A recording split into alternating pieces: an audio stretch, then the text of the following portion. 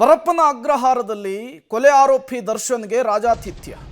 ಇದೇ ವಿಚಾರಕ್ಕೆ ಸಂಬಂಧಪಟ್ಟಂತೆ ಜೈಲಿನ ಒಳಗೆ ದರ್ಶನ್ ವಿಚಾರಣೆಗೆ ಕೋರ್ಟ್ ಅಸ್ತು ಅಂದಿದೆ, ಗ್ರೀನ್ ಸಿಗ್ನಲ್ ಅನ್ನು ಕೊಟ್ಟಿದೆ. ಅದರ ಜೊತೆಗೆ ಮತ್ತಷ್ಟು ಜನರಿಗೆ ಜೈಲಿನಿಂದಲೇ ದರ್ಶನ್ ವಿಡಿಯೋ ಕಾಲ್ ಮಾಡಿರೋದು ಕೂಡ ಗೊತ್ತಾಗ್ತಾ ಇದೆ. ಇದು ಪಬ್ಲಿಕ್ ಟಿವಿಯ ಎಕ್ಸ್ಕ್ಲೂಸಿವ್ ಸುದ್ದಿ.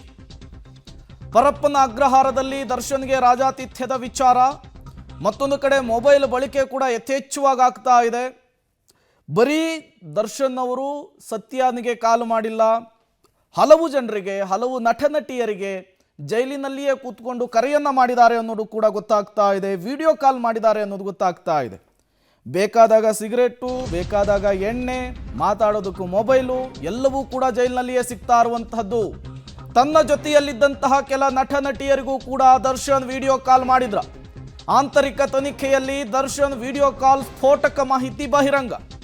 ಇನ್ನೊಂದಿಷ್ಟು ಆರೋಪಿಗಳ ಬಳಿ ಫೋನನ್ನು ಪಡೆದು ವಿಡಿಯೋ ಕಾಲನ್ನು ಮಾಡಿದ್ದಾರೆ ದರ್ಶನ್ ಅನ್ನೋದು ಗೊತ್ತಾಗ್ತಾ ಇದೆ.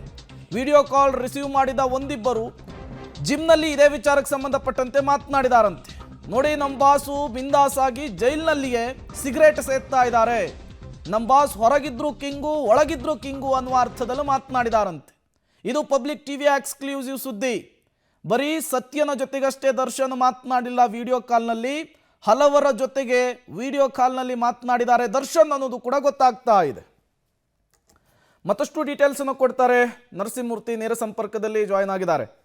ಈ ಸೆಂಟ್ರಲ್ ಜೈಲಿನಿಂದ ಹೊರಬರ್ತಾ ಇರುವಂತಹ ವಿಚಾರಗಳು ಎಲ್ಲವೂ ಕೂಡ ಖುಲ್ಲಂ ಖುಲ್ಲಾ ಅನ್ನೋದನ್ನ ಸಾರಿ ಸಾರಿ ಹೇಳ್ತಾ ಇದೆ.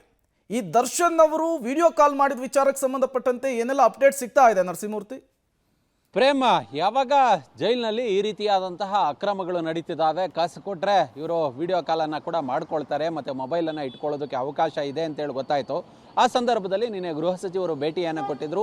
ಆಂತರಿಕ ತನಿಖೆಗೆ ಸೂಚನೆಯನ್ನು ಸಹ ಜೈಲಿನ DG ಅವರು ಆದೇಶವನ್ನು ಹೊರಡಿಸಿದ್ರು. ಹೀಗಾಗಿ ಆಂತರಿಕ ತನಿಖೆಯಲ್ಲಿ ಇವರು ಮೊಬೈಲ್ಗಳನ್ನು ಬಳಸ್ತಿದ್ದು ಗೊತ್ತಾಗಿದೆ. ಯಾವಾಗ CCB ಅವರು ರೈಡ್ ಮಾಡ್ತೀವಿ ಅಂತ ಹೇಳಿದ್ರು ಅಥವಾ ಈ ರೀತಿಯಾದಂತಹ ಬೆಳವಣಿಗೆಗಳಾಯಿತು, ಅದಾದ ಬಳಿಕ ಮೊಬೈಲ್ಗಳನ್ನು ಬೇರೆ ಕಡೆ ಸಾಗಿಸಲಾಗಿದೆ ಅನ್ನೋ ಮಾಹಿತಿಗಳು ಲಭ್ಯವಾಗ್ತಿದೆ. ಕೇವಲ ದರ್ಶನ್ ಅವತ್ತು ಒಂದು ವಿಡಿಯೋ ವೈರಲ್ ಆಗಿದೆ. ಅದರಲ್ಲಿ ಧರ್ಮ ಎಂಬಾತ ರೌಡಿ ಶೀಟರ್ ಆತ ಈ ಒಂದು ಮರ್ಡರ್ ಕೇಸ್ನಲ್ಲಿ ಇತ್ತೀಚೆಗೆ ಜೈಲಿಗೆ ಹೋಗಿದ್ದಾನೆ. ಆತ ವಿಡಿಯೋ ಕಾಲ್ನಲ್ಲಿ ಸತ್ಯ ಎಂಬುವನಿಗೆ ಮಾತನಾಡಿದ್ದಾನೆ. ಆ ಸಂದರ್ಭದಲ್ಲಿ ಬಾಸಿದ್ದಾರೆ, ಅವರು ಮಾತಾಡ್ತಾರೆ ನೋಡು ಅನ್ನೋ ನಿಟ್ಟಿನಲ್ಲಿ ಅವ್ರ ಕಡೆ ಮೊಬೈಲನ್ನು ಹಿಡಿದಂತಹ ಸಂದರ್ಭದಲ್ಲಿ ದರ್ಶನ್ ಬಂದು ಹೇಗಿದ್ಯಾ, ಏನು ಎತ್ತ, ನಾನು ಆರಾಮಾಗಿದ್ದೀನಿ ಅನ್ನೋ ನಿಟ್ಟಿನಲ್ಲಿ ಮಾತನಾಡಿದ್ದಾರೆ.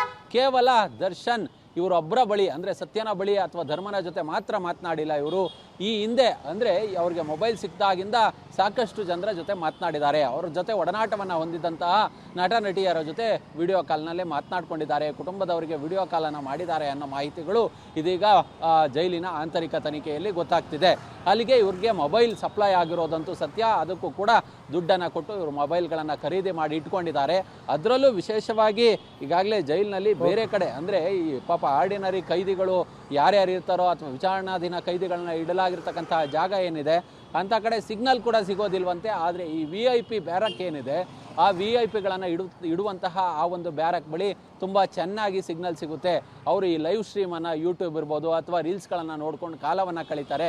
ಅಷ್ಟರ ಮಟ್ಟಿಗೆ ಅಲ್ಲಿ ಲೈವ್ ಸ್ಟ್ರೀಮ್ ಚೆನ್ನಾಗಿ ಸಿಗುತ್ತೆ ಅನ್ನೋ ನಿಟ್ಟಿನಲ್ಲಿ ಹೇಳಲಾಗ್ತಿದೆ. ಹೀಗಾಗಿ ಇವ್ರಿಗೆ ಎಲ್ಲ ಸವಲತ್ತುಗಳನ್ನು ಪಡ್ಕೊಂಡು ಇದೀಗ ಹೊರಗಡೆ ವಿಡಿಯೋ ಕಾಲನ್ನು ಮಾಡಿಕೊಂಡು ಆರಾಮಾಗಿ ಒಳಗೆ ಕಾಲ ಕಳೀತಿರೋದು ಗೊತ್ತಾಗ್ತಿದೆ. ಓಕೆ, ಥ್ಯಾಂಕ್ ಯು ನರಸಿಂಹಮೂರ್ತಿ ತಮ್ಮೆಲ್ಲ ಮಾಹಿತಿಗಾಗಿ.